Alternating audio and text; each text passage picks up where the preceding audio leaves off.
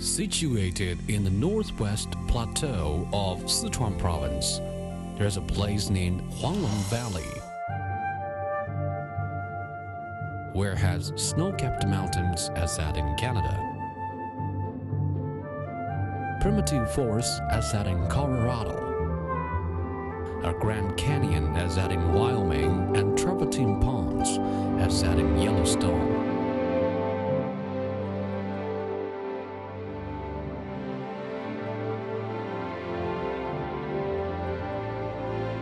Therefore, it enjoys reputation as jade pool in the world and was listed in World Natural Heritage in 1992 for its unique landscape, abundant resource, well-reserved scene, and high scientific and aesthetic value.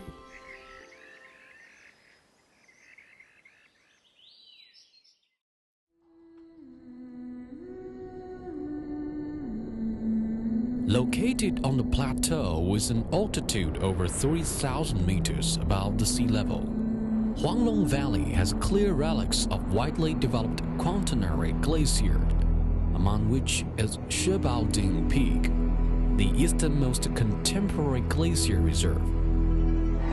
Shibaoding Peak, the everlasting snow-capped mountain, is a holy mountain for Tibetans.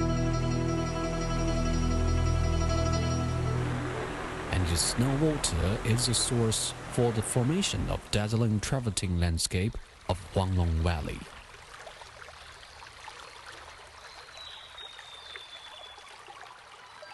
For tens of thousands of years, the snow water flowing from the snow-capped mountain has dissolved plentiful of calcium carbonate from lime rock, and due to water temperature and pressure, the calcium carbonate has been crystallized out. These crystals adhere to stones, leaves, or even feathers, forming travertine. The travertine streams formed as ponds when settling down around banks. The travertine stream formed as ponds when settling down around banks, as shoals when flowing down slowly, and as waterfalls when rushing down from cliffs. All these become a distinct feature of Huanglong Valley, namely the largest travertine landscape in the world. Here has world's largest group of multicolored ponds, enclosed by stone dam and travertine show flow. Travertine waterfalls of domestic highest drop height. It is just a natural travertine museum.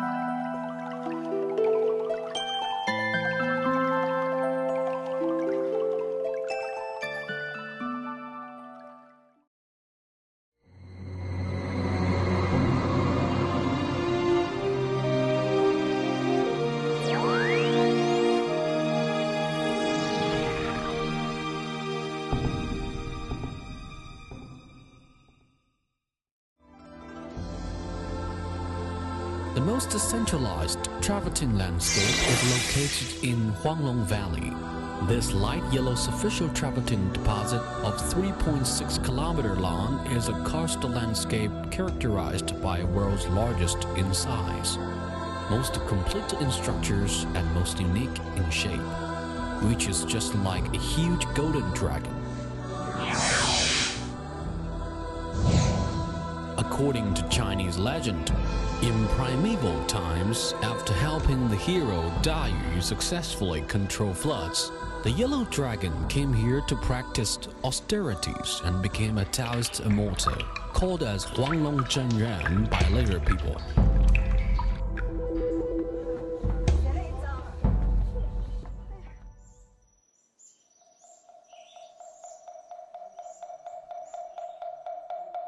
For worship of him, people built the ancient Huanglong Temple, a Taoist temple, and hence the name Huanglong was from. The ancient Huanglong Temple has become an important site for the study of the development of Taoist culture.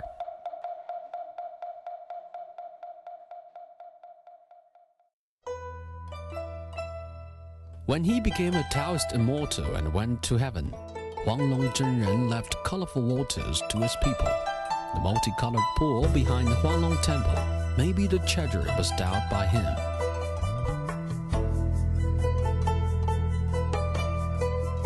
occupying an area of 21,000 square meters and consisting of 693 ponds. Multicolored Pool is the biggest group of ponds in Huanglong Valley. Unless you stand by the colorful rhinestone ponds on a plateau with an altitude of 3,500 meters, you cannot feel the breathtaking beauty. White and light yellow dams clustered together layers by layers, reflecting the colors of shallow water, giving them glow in navy blue, greenish, jasper, and yellowish like jade plates.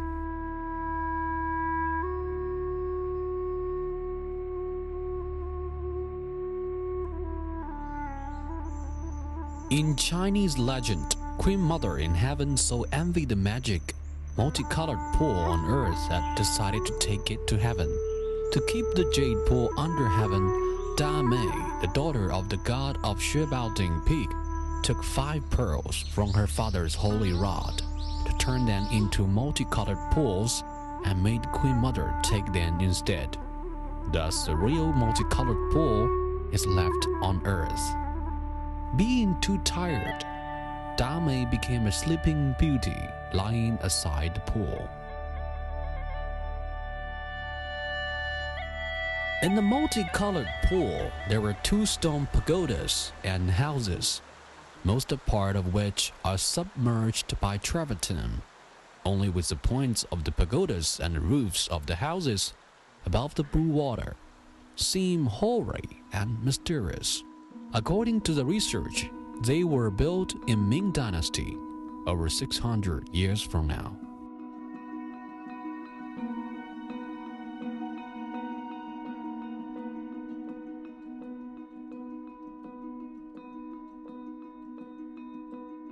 In the green shades that not far from multicolored pool, there's a small pool of 4 square meters named Hundreds of Flowers Pool, with a gush of the spring, petals and leaves fallen on the water surface will spin towards different directions.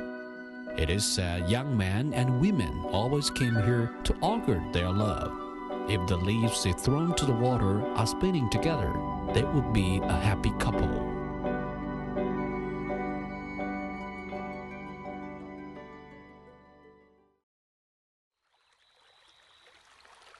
Walking down from the Dragon's Head, you will see diverse ponds scattering in the golden travertine along the road, rich in colors. The deposit at the bottom of the ponds, the color of the mountain, daylight and clouds give the water the most splendid color. Strolling on the Dali Way and enjoying the partly hidden and partly visible beauty, no one could hold themselves from taking photos.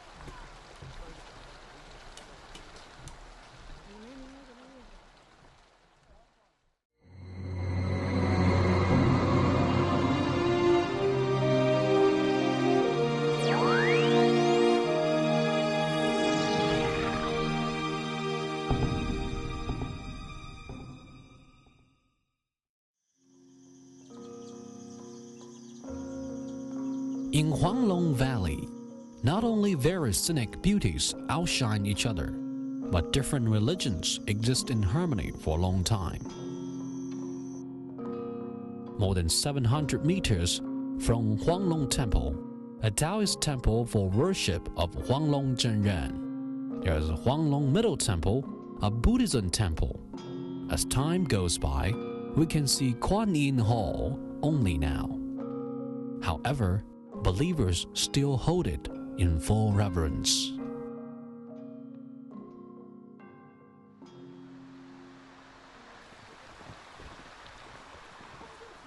Walking down from Huanglong Middle Temple, we will see surprises nature bestowed us one after another.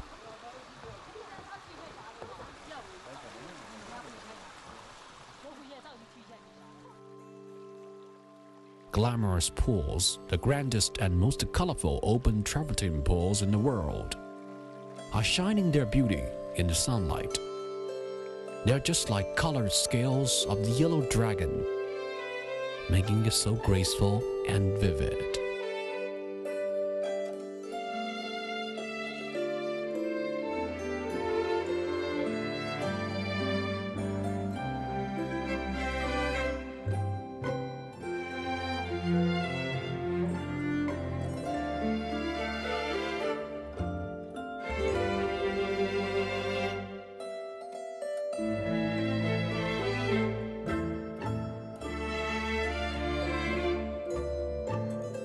In the middle of Huanglong Valley, there is a calcified stream over 1,300 meters, called Golden Sand on Earth. It is the best, largest, longest, and most colorful superficial calcified stream of geologic configurations discovered by now. It looks like a dragon's golden back, and its scales are ridging in the running water, just as it is going to rise into the air at any time.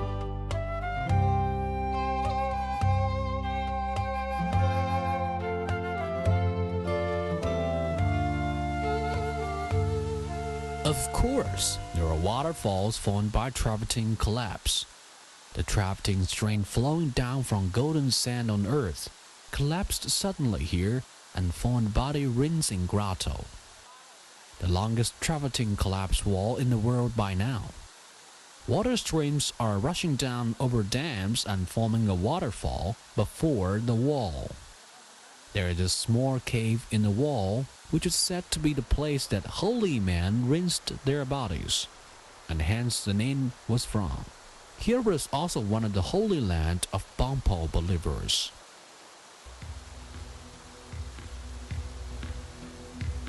The Lotus Basin waterfall is so well turned. The shape of the golden travertine stream is like the Lotus Basin in the Buddhism, which symbolizes good luck and holiness. And it is also like a dabbling claw of a dragon.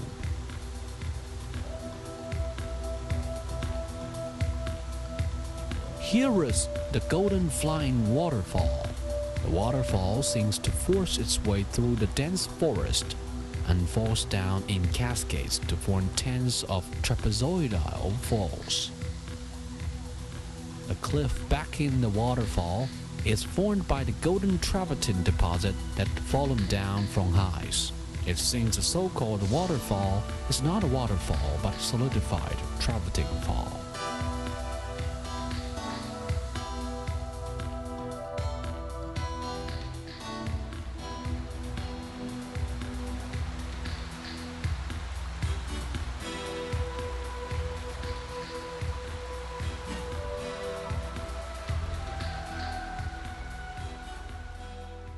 Passing the guest greeting pool and walking through the primitive forest, which seems as that in the Jurassic era, we will reach the dragon's tail. There goes the saying, if we can walk around Huanglong once, our wishes will be realized.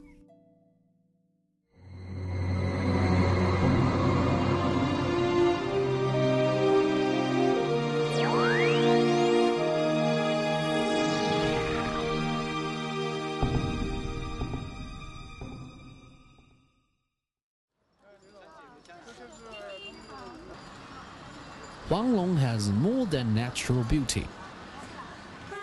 Songpan ancient city that Huanglong is situated in is a well-known historical place for its strategic military importance. Nowadays, the great ancient city wall is still revealing its once significant military status.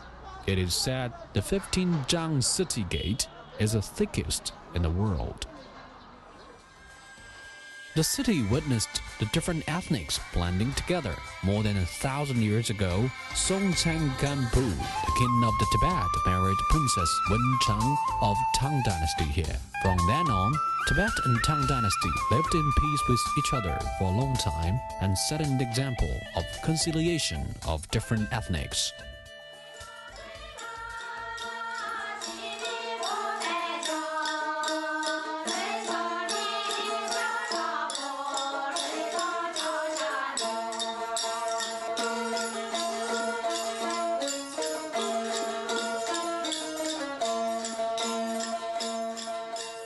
The national amalgamation is still going on.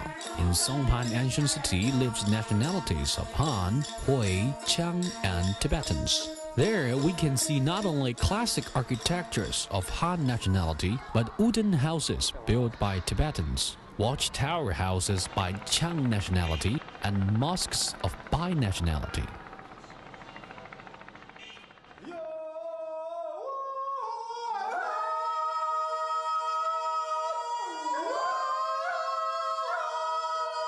This small city can also give us great surprise as Huanglong does. The counterpoint folk songs of Chang nationality discovered here has renewed Chinese music history that was believed lack of counterpoint singing technique, and this discovery is earlier than that in the hometown of counterpoint singing technique in Europe by more than 1,000 years.